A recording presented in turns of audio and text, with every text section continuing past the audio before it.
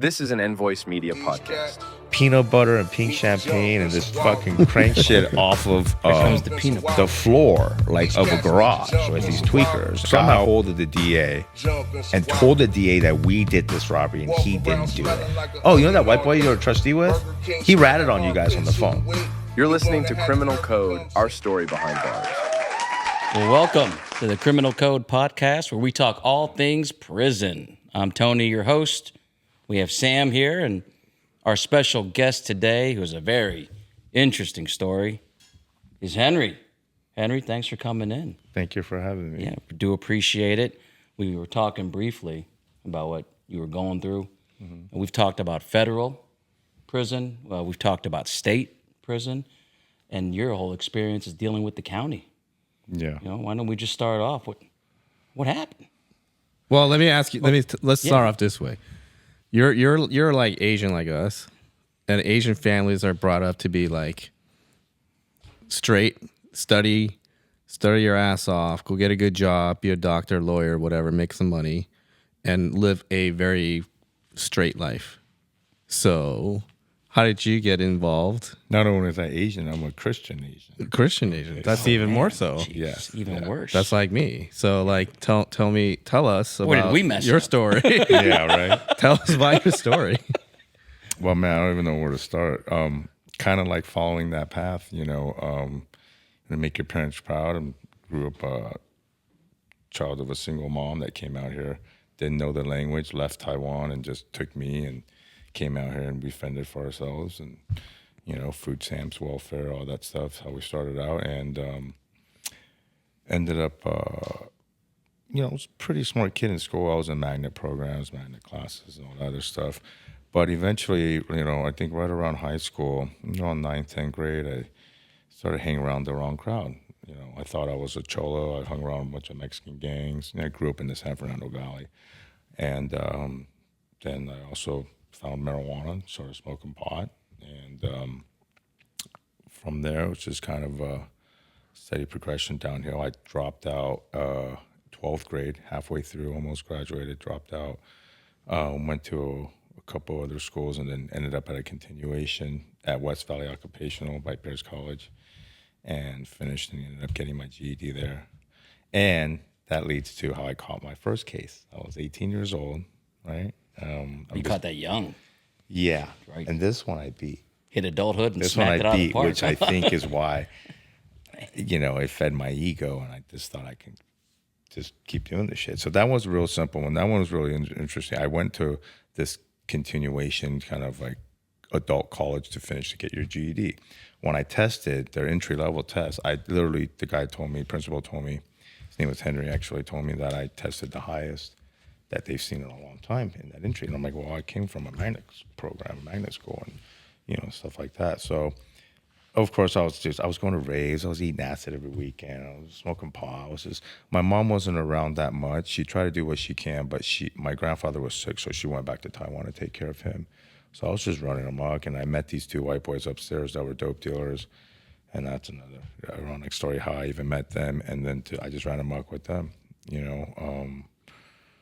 So back to the case. Okay, so when I got there was an undercover narcotics officer that pretended he was a student, like a literally 21 Jump Street scenario. Mm-hmm. Okay, and he looked like a Hesher, like a stoner Hesher dude. And, I was a little raver kid, so I would wear shirts with marijuana. That's like a McDonald's emblem. It says marijuana, or a Hershey's bar. It says hashish. Like I'm just blasting it out there. I'm a big fucking pothead, right? And so during school, he would be like, hey, like I would barely show up. You just get assigned work and then you finish up the work and you turn it at the end of the week. So like I would show up 1 or 2 days, get the work and try to get it done. But if not, he offered to show me his and we would just copy off of each other, right? And he asked me for pot a couple of times. I was like, oh, no, I don't have any of this and that. And then one day I remember like I was absent for 2 weeks and now we had all this shit that we had to turn in. I go there and he saw me for class. He's like, dude, I got all the homework. You need it? I'm like, all right, cool. He gave it to me. After that end of the day, that class, he came to me. He's like, dude, like, bro, I got this party I want to go to. Like, I got some bros there. Like, dude, can you give me some pot? I'm like, fuck, dude. I'm like, hey, I got a little bit of my own. I was smoking dirt Mexican weed. I was selling Mexican weed so I can buy like the chronic. like to smoke good weed, right? So I had a little bit of this Mex weed with me, it had seed stems and everything. And I took it out of my bag and gave it to him. And he took it in his hand and like turned around and stuffed me. I didn't ask for any money, by the way. Stuffed me a little envelope with some like coins and money. It was like $4. It wasn't even that much fucking money. It was crazy. But he made it a point to give it to me, right? Not a dime bag, huh? It was a setup. Oh, yeah, straight weird. I know, you think I would know. But what's crazy was one of the kids I went to school with there. It was my really good homegirl's boyfriend at the time.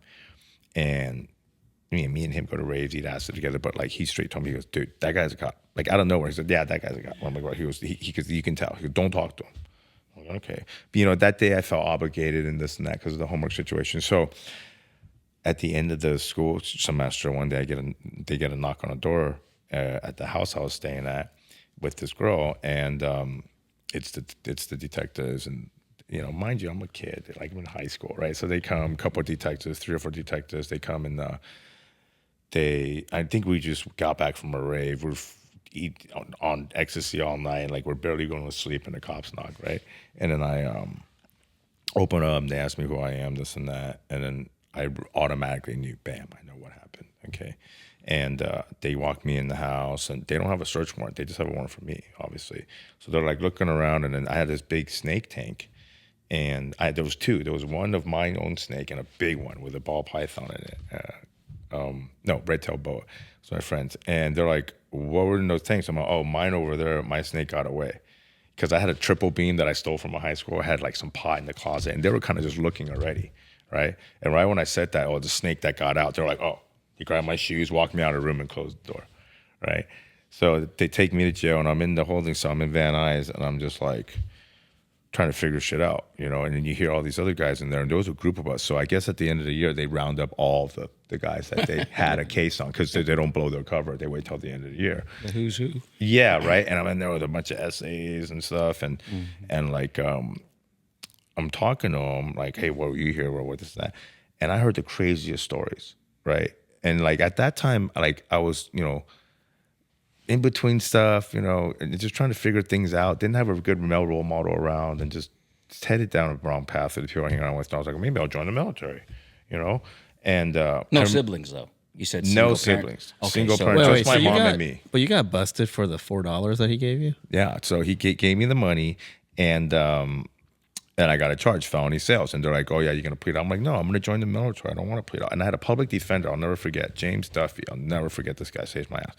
And I kind of explained to him the situation. He goes, that sounds like entrapment. And I'm like, yeah, whatever that word is, I guess, Public defender safety. Yes, dude. Okay. And he goes, do you have anybody that can prove that you actually knew this kid before the interaction? Okay, because on the paperwork it says that you just approached them and sold them some pot, right? And I'm like, yeah, I have the teacher asked if we were cheating off of each other. I sat next to the guy. I had another, my friend even said too, like they definitely have people that say that we knew each other prior to that deal, right? Okay, so he actually interviewed a couple of those people, and then we decided because he said there was 1 year, you plead out felony sales, you get 1 year probation, and that's it. You don't get no jail time. But if you fight this, there's going to be an issue, right? So meanwhile, so go back to when I was in the holding cell. I'm talking to these essays, and the guys that I busted, they're talking about they sold them crack, they sold them heroin. They said he showed up at their house at 4 a.m, knocking on windows like a crackhead would. Okay, like fully played the part, this cop, right? And I'm like, okay, I gave him like one transaction of like 3.5 grams worth of dirt weed, dude. Like, there's no way. Like, what do you mean? I don't want to get grouped in with the rest of these guys, right? I'm like, these guys are selling them heroin and crack and all this stuff. Multiple transactions, they've told me, these other guys. You had one. Yeah. So we go, finally, fast forward, we go to first day of, I'm saying I'm going to fight, we're going to take a trial. So first day of trial, we show up. James comes up and shakes my hand. Congratulations. I'm like, what happened? He goes, case dismissed. I'm like, okay. He goes, they don't have the evidence. I'm like, okay. And he's like, yeah. He goes, they can't produce the evidence. It's okay. They don't have the $4. They don't have the 3.5 grams worth of dirt weed. They don't have the weed. They don't know where it is. They don't have it. So they threw that case away. And then, of course, case dismissed. And And Duffy like had me like he said, hey, look at the DA, like thank him, and I like thanked them. So I don't know if they worked something out. They probably told him, hey, maybe he's a good kid, wrong crowd, blah blah blah. Who knows, right? Yeah, the highest test. You beat the test case. score. You're the man now. Right, that's what I thought. Right, I'm like, oh. So we go in the elevator, you up for the bigger and I'm one. in the that's how God works. That's how Here life it works. Right? comes. 3.5 grams of Incoming. dirt weed. The story at gets crazy. $4. That story gets crazy because this later cases I catch, I'm staring out the same window out of Van Nuys courthouse, the same window that I walked out and looked and, but wow, I lucked out. God's looking out for me. We actually, the weirdest thing was we had to go in the elevator with the DA and his assistant, knowing I just beat this it's a little petty case. To me, at my age, I was like, oh my God, I beat this big case. They're dealing with crazy stuff, I'm sure, right?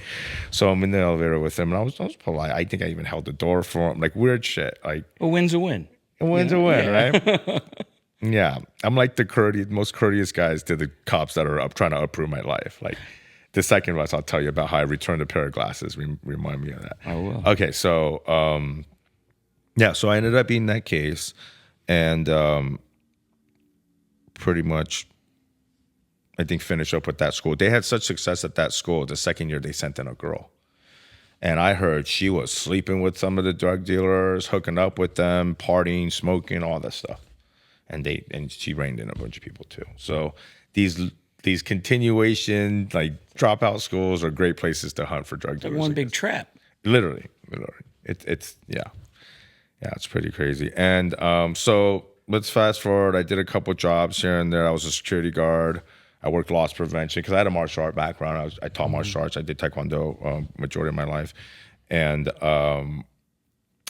you ever have to use that in the county at all?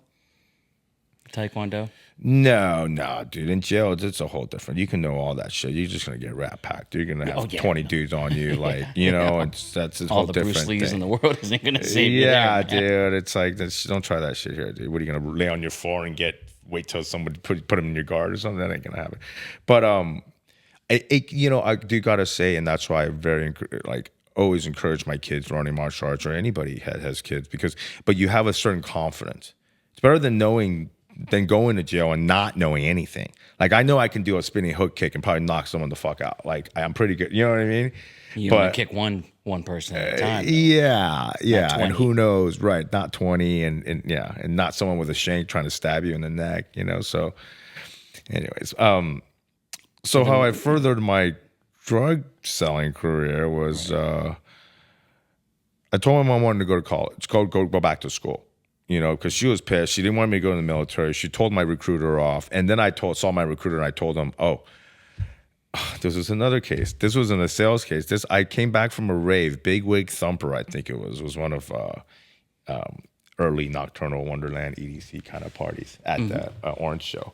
And I had a clone LA Cellular cell phone when they were cloning cell phones, the flip cell phones. All right.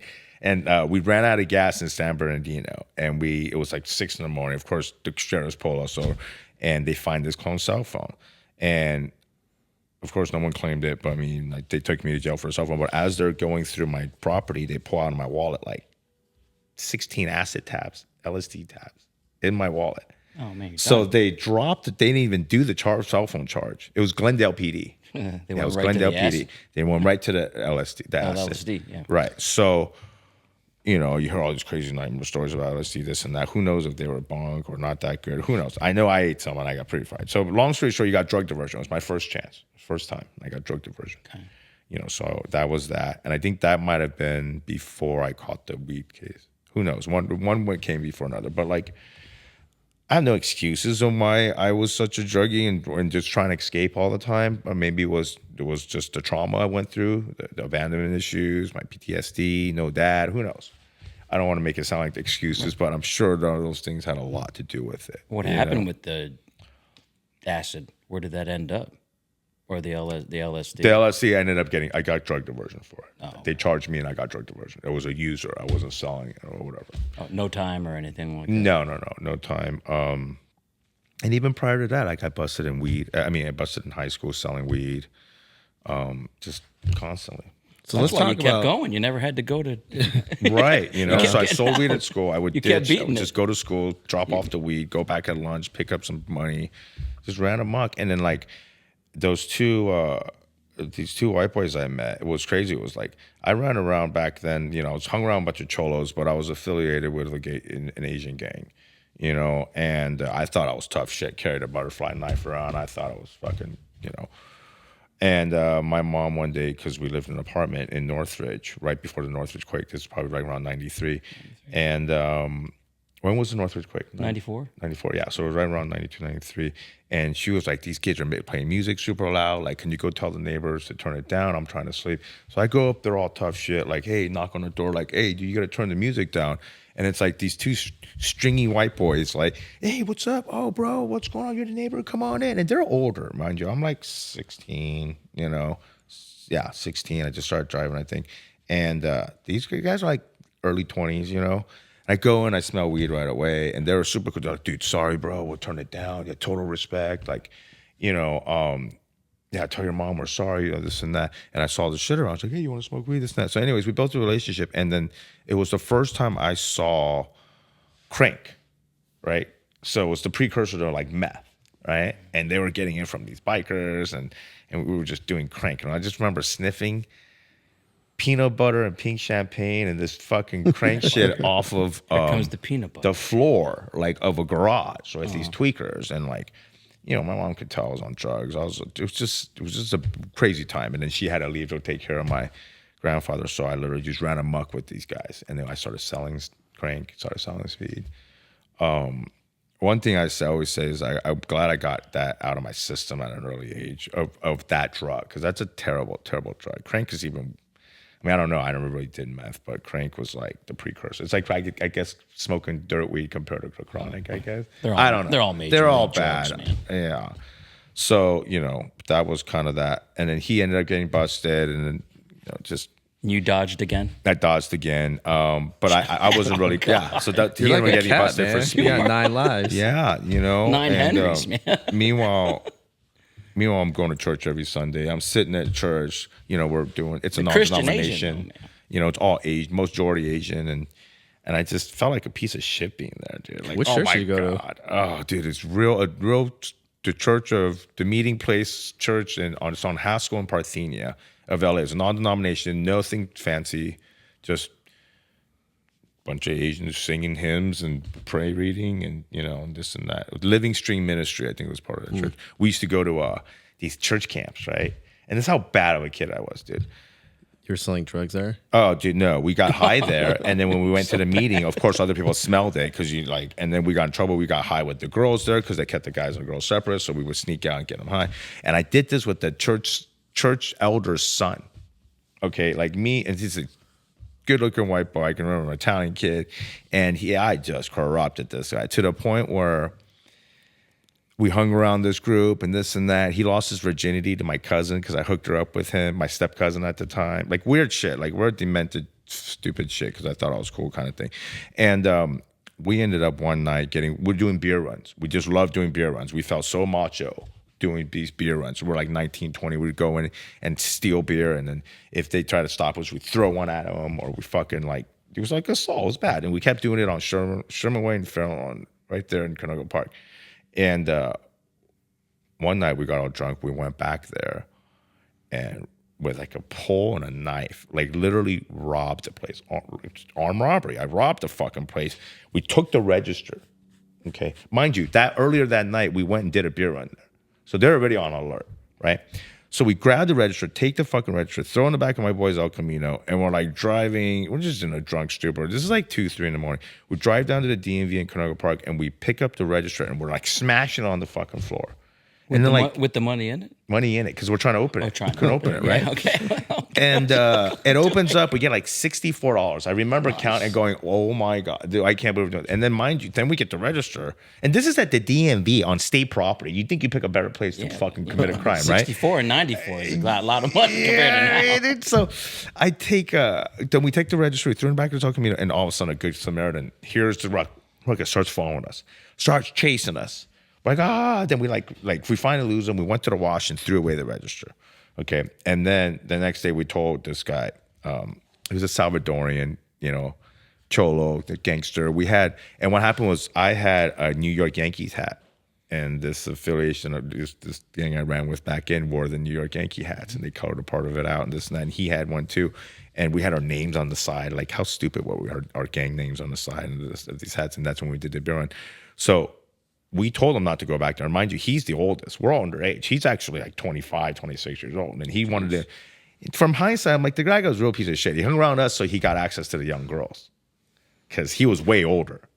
You know what I mean? And we were friends with kids around our age. So he went back and did a beer run, but there was a detective there.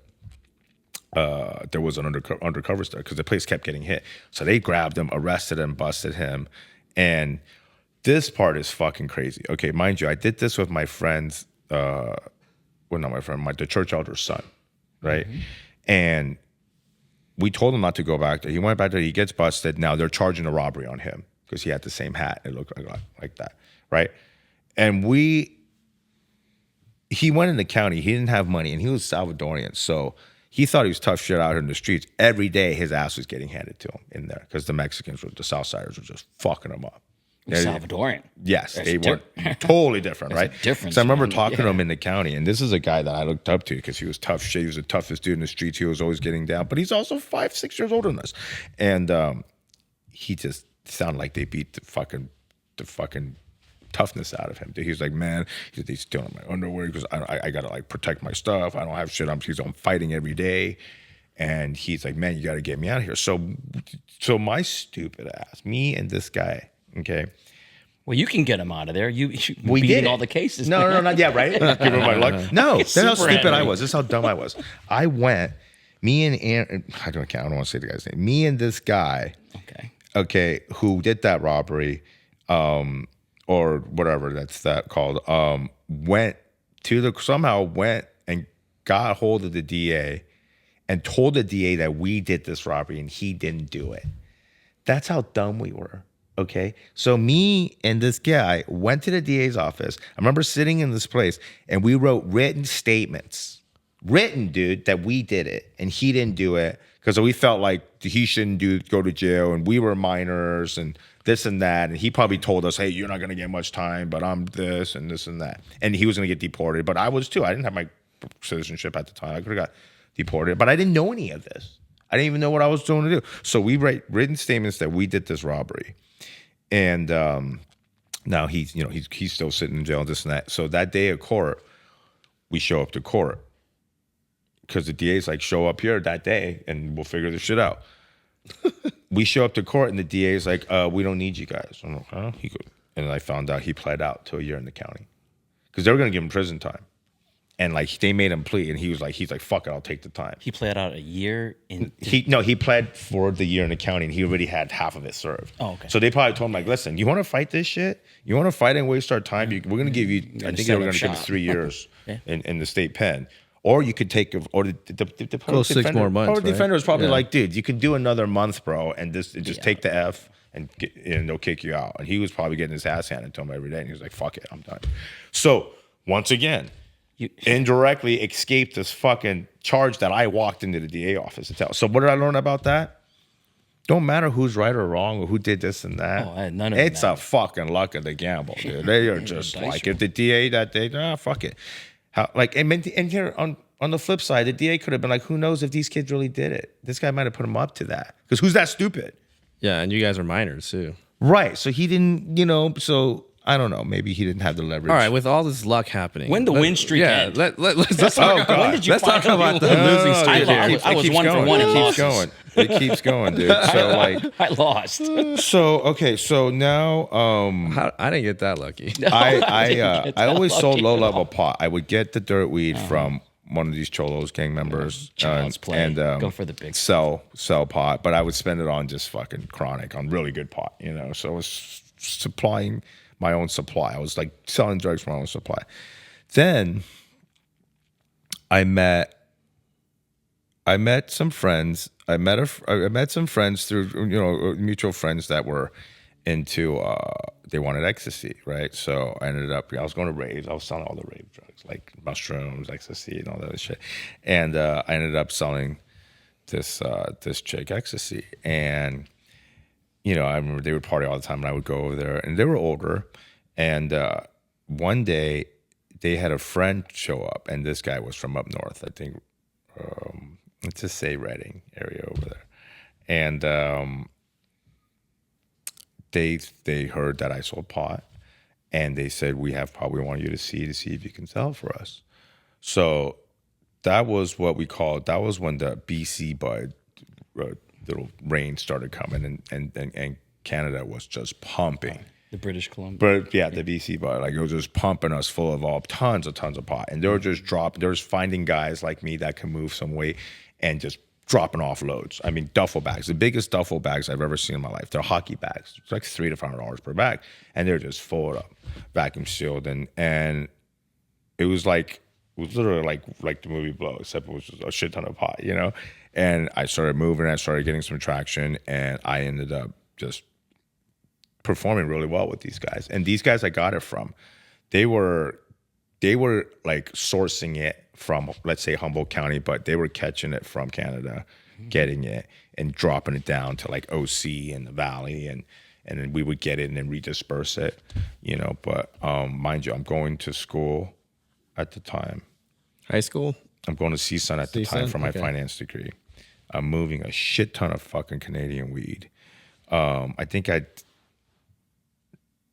stopped doing loss prevention. I was just full-time selling pot, you know, and I started buying nice shit. I bought like an Infinity J30 when they first came out on rims, and I had my own apartment. And I thought I was doing it, but it started stepping up, and I started doing, I mean, I would have $10,000 days, and at like 20 years old, that's a lot of fucking money, dude. I'm averaging 30 to 50 grand a month, you know. So why were you going to CSUN for a finance degree? Because that's what the Asian parents want you to do. You So it was gotta a get cover-up? degree. Sort of, but I wanted to always be in stocks and be a stockbroker and this and that. So I figured a degree. I was going to go to UCLA for economics, and I You're went to buying CSUN. low and selling high.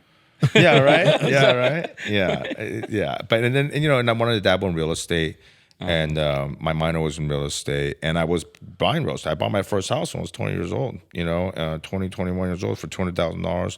Exactly 2 years, and like a week later, I sold it, rolled it to the 1031 exchange, rolled it to a second house, and Hey, I did too. When I was 20, yeah.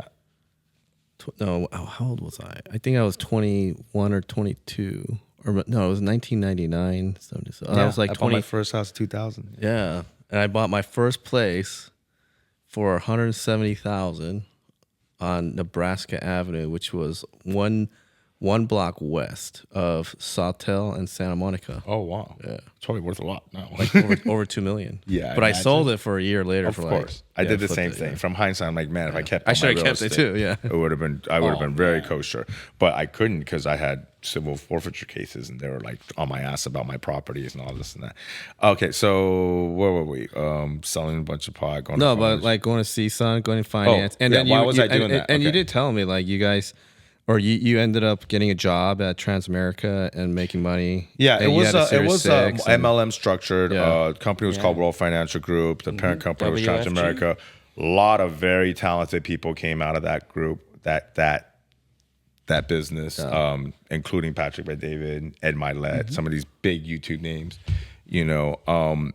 I regret not being able to continue with that company because I lost my security license. I caught a state case, so I kept my security. No, I kept my security license. I lost my life and health, my state licenses. You can't do it. So without that, we couldn't sell our premier product, which was like a variable universal life insurance tied with investments, blah, blah, blah, this and that.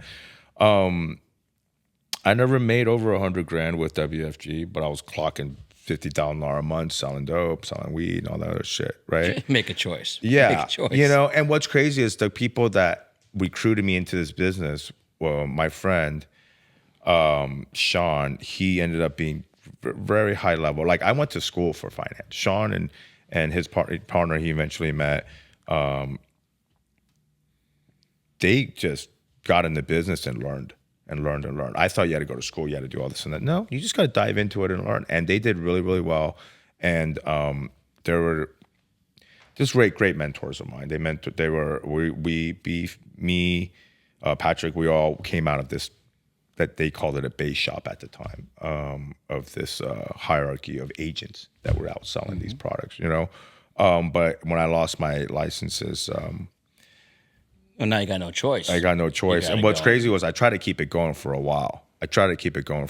And because I had my fiance at the time, and she was getting licensed, and I was going to transfer the business under her. And like, it's a good cover up too. Dude, they went to my office. The detectives, narcotics, went to my financial services offices. All the brokers are like, what the fuck? They're checking the roofs. Like, because my dumbass at the time, they asked what I did. And I'm like, oh, I have an office over there. So they went and fucking raided it. I'm like, oh, God. You know what I mean? And you beat that too. But no, I did not. Oh, okay, no, if I beat it, I wouldn't have lost my licenses, right? And but that group that was there, like my friend Sean and like they never like talked down to me. They never like they were my friends throughout the whole time. And if anything, I felt ashamed, because this is my childhood friend, and we came from nothing. We just throw rocks at each other, skateboard, and all this other stuff. And he just built this. He was on the path of building this beautiful life in this great industry. And I was just pretending. I was fronting. I'm like, yeah, I'm in this. I'm doing that. I'm rolling rock and roll X's. I'm doing all this stuff, looking the part. But all my gains were from illicit gains.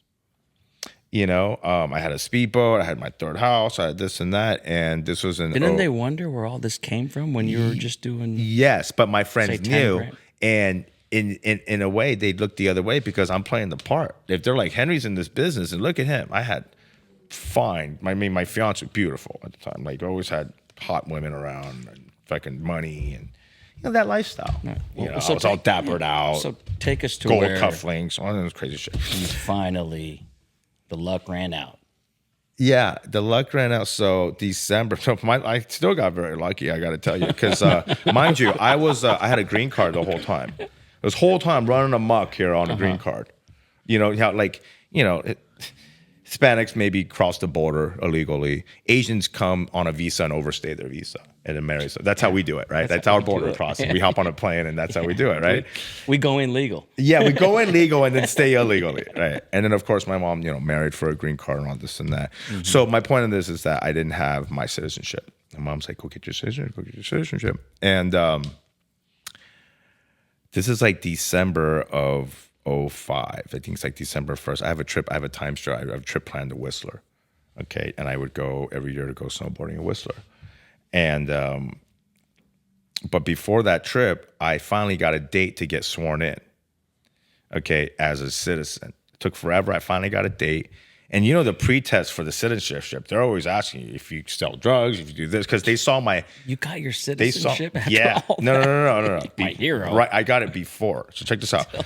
They asked me a bunch because they saw the juvenile arrest. They saw my pot history, and they're like, "Hey, do you make any money?" They ask you every which way, like, hey, "Do you make any money selling drugs?" And of course, no, this and that. So I got approved. So I was going to get sworn in that day, and I almost didn't want to go because I'm like, I'm going to Canada. Well, and I was like, you just got to go. So I go and got sworn in. Literally the next day, I hop on a plane, go to Whistler, come back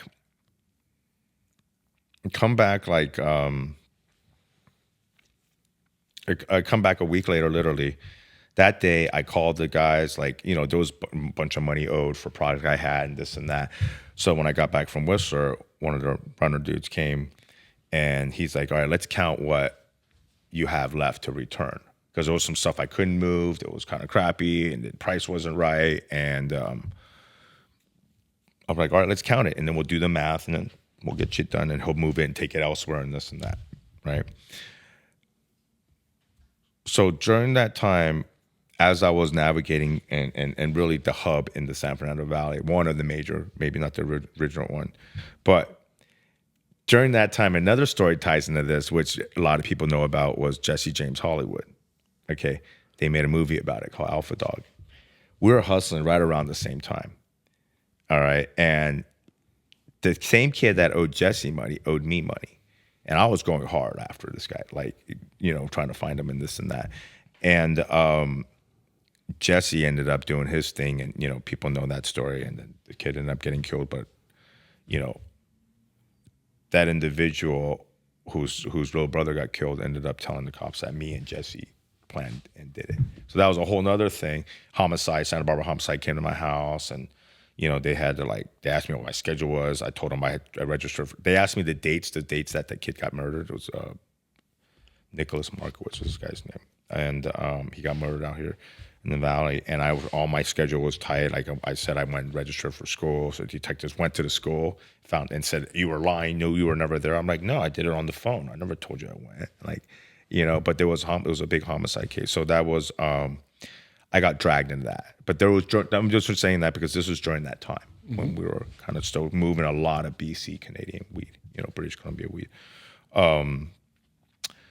So these guys that were bringing me the loads are like, "Listen, we got a guy out there. He gets a certain amount, but like instead of seeing him, this and that, we're just gonna give it to you and you can deal with him because you kind of know him. You guys work at the same gym, right?" So they turned me on to this guy. That guy ended up being the rat, the informant that snitched on me.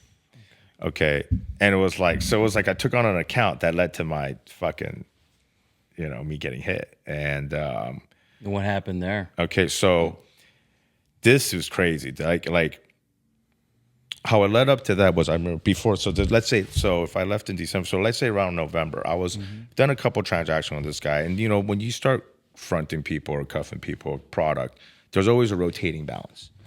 And a lot of times it starts escalating or shit happens or this, like that, or they're just out there using your fucking money, and you have these balances. But when this guy, he happened to know the guys I was getting the stuff from, they were part of this group. They're all bodybuilders. Some of them were stuntmen, like just real serious alpha males. Right. And they pretty much had this count. And then so one day he wanted to see what I had. He showed up at my house. Of course, I'm a dumbass doing business out of my house back in the day. The brand new fucking house I just bought in Walnut Acres at 23 years old. She shows up and he showed up with a girl and she looked like an older, it doesn't look like one of the girls that he'd be banging, like bodybuilder, big fake parts. It was just like an older lady. And I was like, it's fucking weird. What's this bitch doing in my house and shit, And he saw the gear, saw the work, didn't take it. Okay. It's like, okay, he didn't take it. He goes, "Listen, I'm going to come back and get it. Right now I don't have the right buyers. I'm going to come back and get it another time." So fast forward to that time. Right. Fast forward to that time, which was literally like a week later.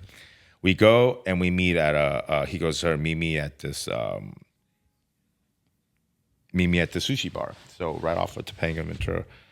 No, Fallbrook and Ventura over there. It was a sushi bar at the time. I meet him over there, we eat. After the meal, I said, "All right, listen, come meet me at the house," literally a block away. "Okay, come meet me at the house and come grab your shit." He's like, "Oh, yeah, no problem." So I show up at the house, and I'm rolling a joint. I'm smoking a joint. I'm like, "Where the fuck's this guy at? We just left the same spot." And I'm like, "This is fucking weird."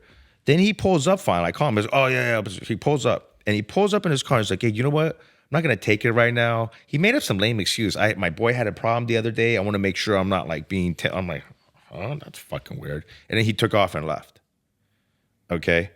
Next day, oh no. Okay, took off and left, and I think that was that. And then I went to Whistler, and then when I came back, me and that guy that was going to count all the weed, because I had some at the house, but I had so much, I had some stashed elsewhere. Okay, so we were going to count what's at the house, go to this other spot, count what's there, and then do the math. So before he's like, "Fuck," he goes, "You want to?" I remember like he saw this new Harley, this new bike I got. It wasn't even a Harley, it was a custom. That right back then was when Orange County choppers were super hot and this and that. And of course that bike belonged to my friend. And of course it wasn't in my name and it was sick. So he's riding it around the block, this and that. And after we put the bike away, he's like, "You know what? I'm fucking hungry. Let's go eat first. And then we can go handle all this." So we drive off the property, go to my house. We go to the same sushi bar that I met that kid that day. And as I'm about to pull up there, okay, right when I park, and I'm with this dude, and right when we park, I see cars everywhere. Unmarked, marked, fucking, there's like helicopter, and I see guns out and narcotics. Head lead officer comes up. He's got the gun at my window. I get out, whole thing. And they're like, at that time, I had a German Shepherd, a fully trained German Shepherd I imported from Germany. It was like after I bought the house, I spent $10,000 to buy this dog. All my friends were like, "You're a fucking idiot. I spent $10,000. I'm like, "No, you can see what this dog can do. He speaks German, blah, blah, blah, all this dumb shit, right?" And then they knew about this dog, and they're like, "Hey, we're going to have to shoot this dog." Or is he trained or any commands and this and that. And I'm like, no, dude, he's not. Like, I was always told, don't tell anybody your dog's trained. I'm like, no, he's just a dog. Just please don't hurt the dog, this and that. Because they're like, we're going to go back to your house and we're going to search warrant for your house. And we're going to go through it. If we don't find anything, you're good to go. If we find something, that's a different story. Like, okay. So they take me back to the house. And of course, the dog's going ham, fucking nuts, right? And then they're like, somehow one of the detectives, I think my neighbor came out, and one of the detectives was like, hey, are you friends with this? Are you good with this dog? She's like, yeah. So he let her take the dog, which was super at least they solid. didn't shoot the dog. Yeah, because this dog, dude, he was a 110-pound, full-bred, working-line German Shepherd, like a killer. Like, I bought him for a lot of money because he was about it. Like, he's scary dog. So, but, you know, a lot of these cops, they respect dogs because they work with dogs, too. They have the canine units and all that stuff. So, like, the dog's not the drug dealer. It's just a drug dealer's dog. You know? So the neighbor took the dog, and they were in my house 12 hours, dude. They found a couple 100 pounds in the garage, a money counter, quarter pound of coke, ecstasy pills, pure MDMA, Xanax, couple bottles of Vicodin, but they left like 3 bottles I didn't find. I had so much drugs they like didn't even take it all. Like, they were just like, you know. Took my weapons. I had a handgun, a shotgun. Took my jewelry. Took a $50,000 platinum Rolex. Iced out Breitlings, a couple of those. And drug possession, weapons possession. dog. Oh, and then they went and took pictures of all my docs. Okay, so all my documents for all my businesses and fucking LLCs and my pay statements and my stock trading account, all that was in my office. They took pictures of everything. Right, my life insurance accounts, everything, and that's how. And they took your Apple stocks. They took my Ameritrade TD Apple stock. No, here's the crazy part about the Apple stock was once everything was froze. When I logged on my account, it was only like 10 grand. I'm like, I still had 10 grand in there. I'm like, oh shit, they didn't get to that yet. So I called it Ameritrade. I'm like, hey, do I have access to this money? They're like, yeah. I'm like, can I make trades and withdraw? They're like, yeah. That was like on a Wednesday. I'm like, okay, cool. I'm like, that's like the least my little bit of my money I have left. And Friday, I go pull some money out because I have no money. And bam, account froze. So they sold Apple stock at $75. I bought it at 35, sold at 75. And I know all this because they were sending me the trade confirmations every time. And I was a registered rep with a securities, with an investment firm. Mm-hmm. So I had to disclose that with my broker, and he got duplicates of all my trades. Because you have to, as a licensed rep, I guess all your trades are monitored, you know, all your personal account How many trades. stocks did you have of Apple? 300. That's crazy. Shares. But this is like spiked at the math. This is way before the split. I know, this is like 1999 or something. Yeah, but who's to say I would have kept it or not? But if I did keep it, Spike said it was like fucking 3 to 5 million. It was something. It was a lot of money. You didn't get booked, arrested after they caught you at your house with all that stuff? No, what do you mean? They took it. They just took everything. They closed all the bank accounts and sold it. They sold it. So in this paperwork, and took the money. it has the money that was in my bank account. Mm-hmm. It has the motorcycle. It has the watches. Yeah, they liquidated my account. The only account they couldn't touch, ironically, we used to use this as a selling point, was my variable universal life insurance policy had a cash value attached to it. But I can borrow that cash value to use, consider a loan, and it was part of the death benefit. When I die, it paid itself back. So I don't know. They had the documents. But they probably a lot more hurdles to jump through to pull that money out, right? So that is what literally lasted my money that I had paid attorneys and all this and that with. So that they didn't get. That was my season money. And of course, I had cash. I had money in the streets. But at that time when I got cracked, everybody just stayed away. All the people that owed me money didn't want to pay. They're like, oh, Henry's going to prison anyway. Yeah, fuck him. And the guy that ratted me out, he owed me like 60 grand, gave me some excuse. I saw him at the gym. And he's like, oh, well, I gave it to this guy. When you got busted, I got worried. And like, this dude's a beast. I mean, the guy squats 600-700 pounds. Like, the guy's a beast. But like, I'm like, bro, like, I'm very street back in the day. I was affiliated with the wrong fucking guys, like some stone cold fucking guys, right? And I told him, I'm like, hey, bro, we all work for somebody, dude. So they're gonna start coming and collect assets. So he had a bike, he had a Porsche, and this and that, and then they ended up coming to get that. They ended up getting the bike that I don't even want to discuss this part of it, but the motorcycle ended up in a shop, and they shouldn't have had the bike. And I think I could talk about this because it's so long ago, but the bike was taken out because because it was in forfeiture. The registered owner, because nothing was ever registered to me. Registered owner got the bike out. Then the bike got sent for debt that was paid. But when they came down and collected the bike, collected the cars and all this and that, even from the guy that ratted me out, and sent the assets up there. And then at that point, something happened at this place that the bikes were at. And I think the authorities were watching that place. And I think they had some biker gangs maybe threaten them, or they had stuff on consignment. Who knows what they were doing? They had a bad affiliation where eyes were on them. So they see this fucking bike and run the VIN on it, and it says like it's in forfeiture. Something happened, so they contact a detective down here. And it's like, hey, we have this fucking bike, and that bike. They're like, how do you have that fucking bike? We just forfeited that bike. Well, it got released, this and that. So they sent a task force, Interpol, and then Reading Police, and all this stuff down to my house. Okay. Meanwhile, I'm being sent. I'm like going through my case, right? And they want to tie me to this motorcycle. Because if they can tie me to this motorcycle, they can tie a lot of other fucking things, right? And I was like, look, dude, I'm turning my life over to Christ. I'm not like I threw You're that dealing card with out the county there. right now. Yeah, I'm dealing with the county. So, but these guys. So what happened was when I told you my friends got subpoenaed. Not my friends. One was a piece of shit who ratted me out. The other one was a good friend of mine. He got called. So they came down. And they had a special card, and it had, like I said, like Interpol. It said like all this, like some fucking task force agency they formed. And they came and asked me, they're like, hey, we want to talk to you about this, and that. And I was like, I didn't want to talk to them. I'm like, look, dude, I got an attorney in this and that. And I think I threw out there, hey, you guys give him so, because they were really on the guy that bike was registered to. They called him, and he worked well in Irvine. They're like, we want to come talk to you now. And he's like, he got caught in trouble for selling drugs, but he turned his life around. He started building cars and trucks, and he was modifying all this stuff. So he literally he learned his lesson. He wasn't dabbling in none of that shit. And then they called him, and they're like this and that. And then they talked to him. And at the end of the talk, some guy in the studio handed him an envelope, and it was a subpoena, a federal grand jury subpoena to testify against me. And then apparently the kid who ratted me out also got the same thing to testify against me. Okay, which makes sense because he's an informant. He's probably going to testify. But both of them had the same attorney, criminal attorney. And when my friend hit that attorney up, that attorney said, I'm telling both you guys to not go, to plead. You're not going.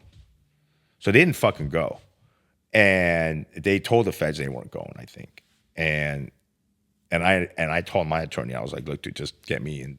Just fucking plead out. Let me just go do my time, dude. Like, how much time did you actually fucking do? Hot. Okay, so let's inside. go to that. Yeah. I did real petty time. Like I didn't do any prison time. I'm not gonna claim like I'm this hard prison guy. I'm not. Prison time? Zero prison time. So maybe I'm not supposed to be on this show. Maybe I'm supposed to be on the little lower level What's that? county jail cell. The magician. No, I was supposed to go to prison. They were going to give me, I think I would have did 18 months. But my attorney, Alex Kessel, advised me. He's like, look, you can go to the county. Like your first time you had low the good level. Lawyers. I paid big money for these lawyers. there you I go. retained Jim Now Blatt it makes from my fiance because they wanted to question her because I had shit in her name. So I paid him a fucking 10-piece just to defend her, and then paid probably 4 times that to defend my case. And yeah, he got me a year. He didn't even get me a time. He got me the 1-year drug program, the lockdown drug program, because those things like this kid, he has a degree in finance. He's a stockbroker. He got caught up with the wrong crowd, and he was holding this dope for these guys and all this and that. Okay, so the judge granted a 1-year lockdown drug program. Okay, which was like you go to a lockdown facility. It's like a sober living, but you can't leave, right?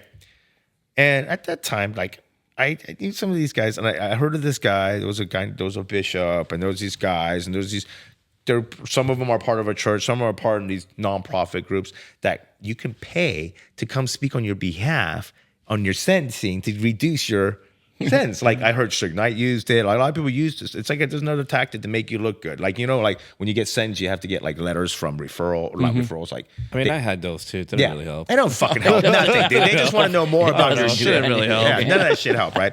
So, but they let me do this lockdown drug program. So I met this, pretty much, I call him a con artist. He was a super cool guy. I mean, rest in peace, older black gentleman. He was into like fraud and boosting and all this and that. So he's like, look, I'll create this program. I'll go to court. I'll let them know that you're under my custody in this program. So we went through that whole thing, and that was the time there was a mortgage crisis where a lot of empty houses, people were upside down, and so we ended up getting into one of these empty houses through a friend who had a bunch of these houses, and we set it up like a drug program. We got a bunch of beds, AA books, all this shit, like the whole gambit, right?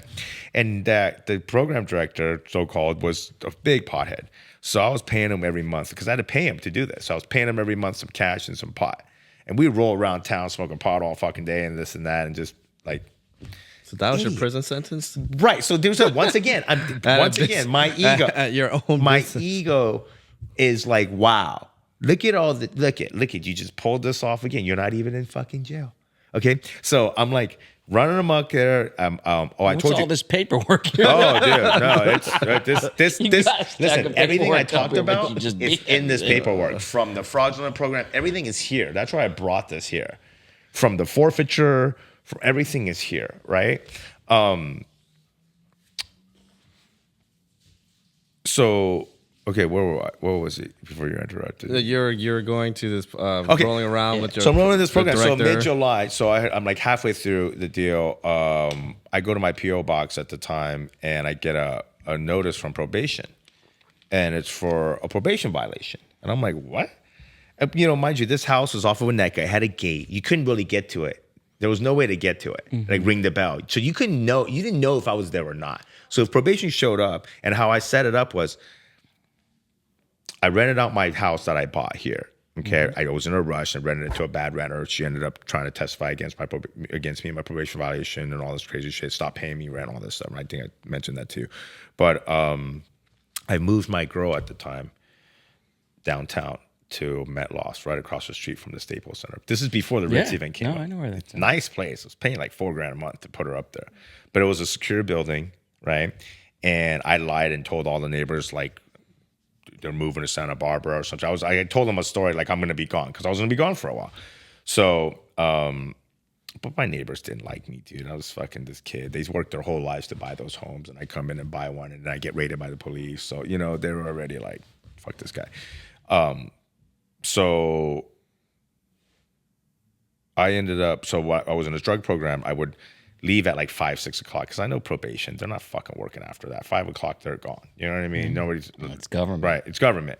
So I would leave. I would go home, hang out with her, and like 3, 4 in the morning, I would wake up, drive from downtown to the valley, flip the back gate, and go in this program in case someone came.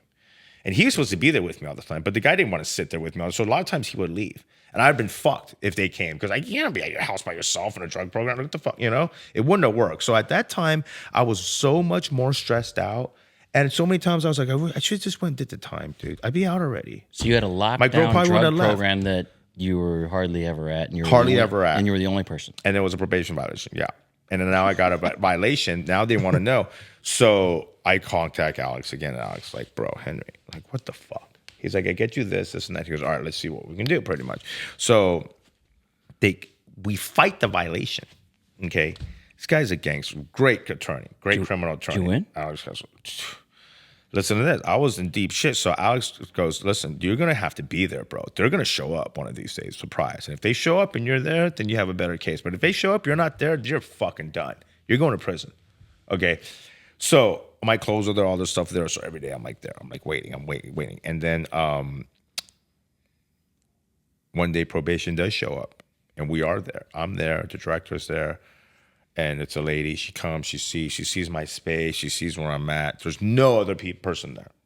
It's just you. Just me. But the books, the rooms, everything's set up like a real fucking spot. It's like a stage They talk set. to him. He shows him my drug test. That's all like this Pablo and that. Escobar, didn't it? Oh yeah, at a low scale level, Yeah. like seriously, right?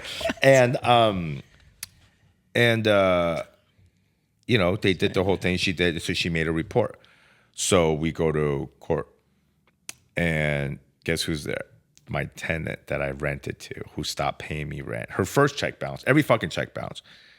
She went to testify against me, hoping she could put me away for a while, so she really don't have to pay rent.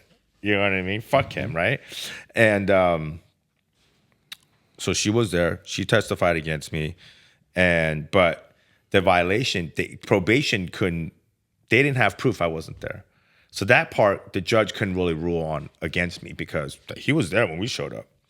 But the fact that I went to my house and signed the lease with this lady, even though I was escorted by the program director, because that's what he said. He goes, I took you. Judge was like, no, lockdown. It's lockdown. Lockdown. You ain't fucking supposed to go anywhere. Boom, violated me on that and gave me a county lid. Right? Which is, they were handing those out like cookies. County lid. You get a year. And I'm like, and my friend just did a lid. My other guys just did a lid. They're like, oh, we got out in 20 days. One guy got 21 days. Another guy did 28 days. A year in prison. When you get it, no, County jail. 1 year county jail. They give it call it a county lid, right? But that means you get sentenced for a year. You get into the system with the sheriff's department, and dude, they can kick you whatever. They kick you work furlough. They can get you house arrest, trustee at a substation. What'd you get? Okay, so I try to get work furlough, which the attorney's like, you ain't getting that shit. He goes, you have a paperwork on you, like you're staying in jail. You're he like, goes, but you don't know who I am. So the best case scenario is me being a trustee, artist. right? Oh, dude, this gets crazy. The best scenario at that time, because I couldn't get work furlough. Yeah. So I turned myself into county jail. So back up a little bit. So I get sentenced to this county lid. He gives me some time to handle my affairs. Like I did everything like in my I got to handle my affairs. I got to have Thanksgiving dinner with a friend and his family, and I turned myself in the day after Thanksgiving.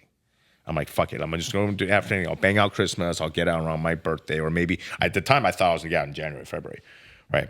So I get inside, and of course we're asking how much time, this and that. And right around that time was when Paris Hilton she had her DUI, but she got released in a weekend. So people had this big uproar, and I guess Baca was the sheriff at the time, was like, no one's getting out early. Like people are doing a big chunk of their time. So we were doing 5 months and like 20 days at the time. And I remember a deputy's like, unless you're related to Baca, you're doing your whole stint here. You're doing most of the time. Violent, you're doing 80%. Unless you're related. Yeah, he made this comment, right? So you did 5 months, 20 days? I did 5 months, 20 days. But let me tell you how this went down. As my time in this 5 months, you think, okay, well, that's it. No, that's not it. All right. So I look down, they're like trustees, we're picking trustees, okay? And out of all the substations, there's like Palmdale, there's Malibu, there's Marina Del Rey, all the sheriff's substations need a couple trustees. So I get picked from Marina Del Rey. And mind you, I had boats at the time. I'm a boater. I'm at the marina. My friend his dad had a yacht on a 100-footer on the marina. And then I'm like, fuck, okay, if I'm a trustee there, at least like I can shower by myself. We have our own dorm living. But you work, 5 a.m. you wake up, you're wiping police cars, you're getting them coffee, you're doing everything. You're their fucking slave, right? And so they send me in there, and I'm calling Alex. I'm like, dude, get me work flow. This is shit. I didn't plan for 5 months. I planned for a month. He goes, just sit tight. He goes, dude, relax. Sit the fuck there. Like, they deal with some serious criminals. They're like, Henry, stop being a little bitch and do your time. It's pretty much what they're saying, right? And I'm like, no, man, I always win. I shouldn't be here. Yeah, I shouldn't fucking be here. You probably should have got out 10 years. Oh, my God. For all the shit you got caught all for. this shit. So listen to this. So this is like a bad bar joke, dude. So I get sent in as a trustee, me and this black kid, okay?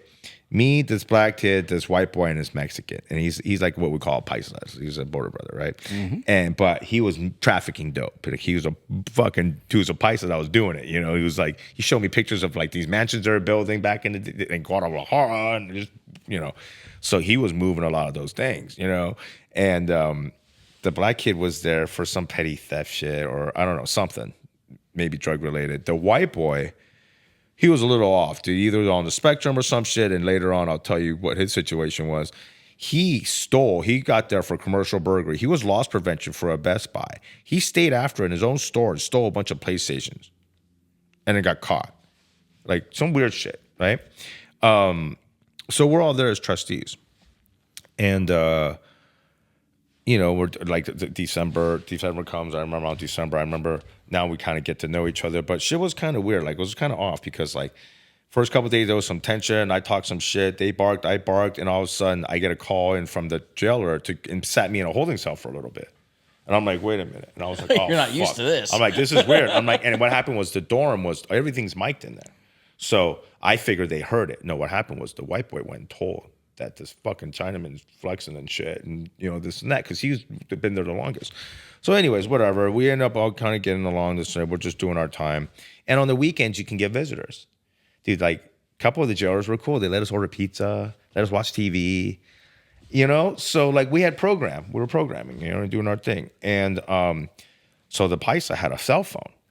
And the white boy was borrowing the cell phone. The black guy had nothing to do with it. He was just like, whatever. He was running his own program. So the white boy was like, that's the paisa. He would get visits. He'd be like in a hurry to call them. Hey, where are you guys? This and that. It's like, bro, we're not supposed to have this phone. So the paisa's kind of like, chill, dude. Stop fucking using the phone. Like, relax. I'll let you use it, but like, chill. So I saw that and I'm like, oh, man, I could sneak a fucking phone in here. So I didn't tell anybody. I had one of my visitors come. And he snuck me a phone in a burrito, literally a fucking Mission burrito, dude. A little fucking phone with a charger. He just slipped it to me. I had it in my jacket, this and that, and had my food. And that jailer, I picked a jailer that weekend that was really lax. This is the guy that was super fucking cool, let us order pizza, all this other shit. So I know he wasn't as stringent. So he didn't check us when we came back or nothing. So I ended up getting this phone. And geez, like I was running shit in there. I was just getting text messages, nudie pictures from girls here and there, this and that, right? I'm like, oh, this will make it a little easier.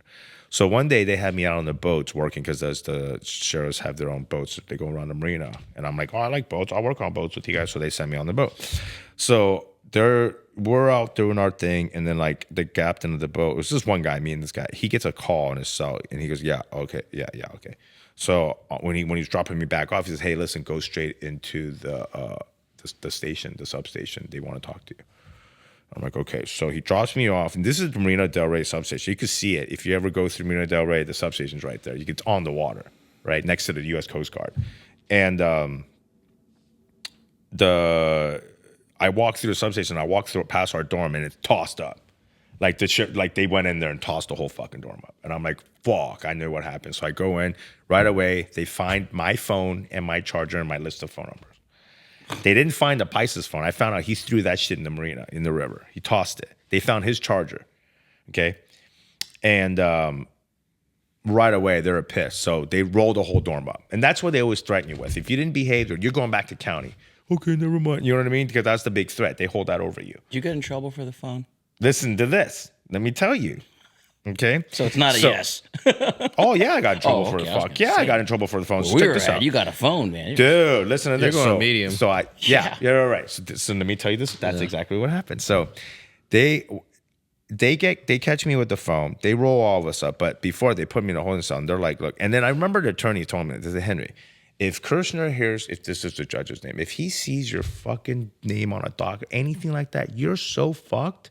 He'll give you 6-7 years. Like, you're just not. He goes, don't fuck up. Don't fuck up. Just don't fuck up. And here I am. I fucked up.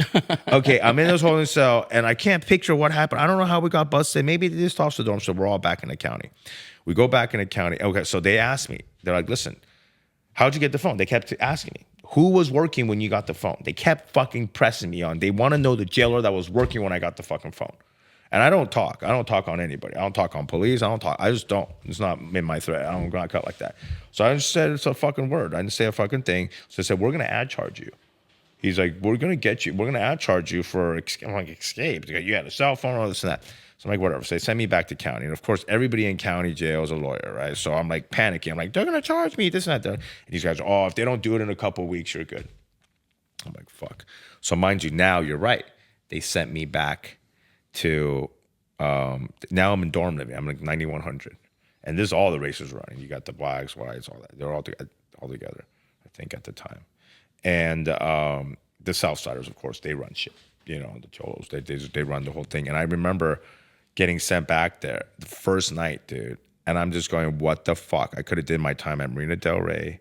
I fucked up bad, dude. I remember like shedding a tear, like, fuck, dude. Like, this is fucked, bro. Mm-hmm. And earlier that day, this old Toronto fucking gangbanger came in talking this, barking his set and all this crazy this and that, like he's tough shit.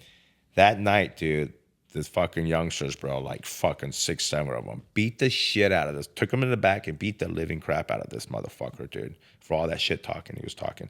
And I remember as they're doing it, and I was on the top bunk. I looked and I was watching, and one of the essays saw me. He's like, hey. And I was like, oh shit. I looked the other way, and my bunkie's like, hey, dude, you're next if you keep fucking looking. Because They all program well. They all in and out of jail. I'm new. I'm just this guy. I'm like, oh God. I'm like, Staring's bad. oh, I'm stupid. Like I'm pissing in the wrong urinal because that one is for fucking spitting and washing your teeth. And then I'm washing my hands in the wrong sink because we wash clothes in there. Like I was gonna get fucking my ass handed to me over there. Like, and I just remember watching this grown ass man get put on what they call bunk status, dude. That fucker couldn't get off his bunk to go piss or nothing. He had to ask permission. And that's one of their own. They're regulating on their own. Right. And I was like, holy fuck. Okay. So from there, they ended up sending me to, of course, I called the attorney, and then my attorney's just like, what the fuck? He goes, I don't represent. He goes, you have any assets for me to represent you? I'm all, yeah. Didn't you get my watches back from forfeiture? He goes, yeah. I'm all, hold on to fucking nose, and then I'll pay you when I get out. So now he's looking into it, this case. And oh no. So at that time, I didn't know I was going to get this ad charge or not. So he's on standby. So mind you, so that happened in end of December, January. I do January. So middle of February, I'm at Wayside now. I'm at like West, or I'm in there with the old man's dorms and shit. And they wanted me to work like laundry or some shit. And some like I came up with, oh, I got an enemy over there. I can't, because I didn't want to fucking work. I'm like, fuck working. Like I'm just gonna sit here and do my fucking time. I'll program myself, right? And so as I was there one morning, 2 a.m, they come by your bunks, and these fucking deputies, dude, bang on your bunk with the flashlight. It's totally disrespectful. 2 a.m, bang, bang, bang, bang, Chang, get up, you got court. And I'm like, got court? I'm like, I'm fucking sentenced. I'm doing my time. They go, nope, you got court. I'm like, all right. So they take me, and I'm in a bus, and I go to Marine. No, first run was a dry run. I don't know what happened. I think I went to court, and then they did a couple dry runs, but they sent me to Marina Del Rey. It was a really nice courthouse. It's that one you can see off the freeway with the helicopter pad, right? So now my case is in there, and they're trying to get me for the cell phone, for the escape. And they want to run the time another year, and they want to run it concurrent. No, yeah. What happened? What's concurrent? Concurrent's after. You do your time, and then you do another one? No, concurrent's together. Yeah. Okay, they want to do the Consecutive. opposite. They want to do it consecutive. Ooh, that sucks. Right. They wanted me to do my time and do that. And then I told the attorney, and my public defender said that's what was going to happen. So as I'm sitting in Marina Del Rey, and hold on, I'm waiting for court, a public defender comes up again, right? Because I didn't get a chance to call my attorney, because I didn't get a chance to let him know that, hey, I got caught this other case. Public defender comes up, and I'm like, yeah, I explained to him my situation. He goes, oh, I can't represent you. And my wife goes, because I represented this guy that snitched you out. I'm like, who snitched me out? What are you talking about? This is crazy. He goes, oh, you know that white boy you're a trustee with? He ratted on you guys on the phone. He was mad he couldn't use the phone from the Mexican, so he told on you guys. He goes, I can't represent you. So that's how I got busted. But they rolled all of us up. Like, just because the white boy told, they didn't keep him. They rolled all of us up. If they fuck up as a trustee on the law enforcement side, it kind of looks bad for them. So they roll everybody up and get in a new group. You know what I mean? So that kid ratted on me, dude. Did White Boy survive all that ratting? Dude, I did see him after. He ended up in our dorm. He was super sketch, but like I wasn't trying to put in no work or nothing, dude. I was like, fuck this. That guy, he's alive? Shit. Yeah. Yeah. Yeah, so I mean, like, it's crazy, man. It's like there's so much more to it, but yeah, this there's is so fun. much. But we already hit over an hour. We did. Did we really? Yeah, we did. What's that? Well, no, that's why I knew. Yeah. We knew you had an interesting story. We might have to get. But one you led back to here another. for- You see how that worked? Get And it you all back ties here in, for though. It part all two. ties in, yeah. You Okay. know, Well, let's make a note on where we left off. Yeah. But thank you for joining us today, Henry. And we're going to continue another episode. Yeah, definitely. So let's mark where we're leaving off right now. Jail time, ad charge, got court again. White boy ratted me out. Yeah. And the great escape artist, Henry. But no, we'll definitely have you back in here. Okay. It was great to have you on the show. Do appreciate your time. Thank you. Definitely have you back. For the viewers, thank you for spending a little extended time with Criminal Code, where we talk all things prison. Again, I'm Tony, the host. We have Sam here as well, and we do appreciate your time. As you could see, everyone's experience is different, whether federal, state, county, and that's why we're here to be able to let you see and view that distinction. Again, thank you for viewing, and we'll see you again.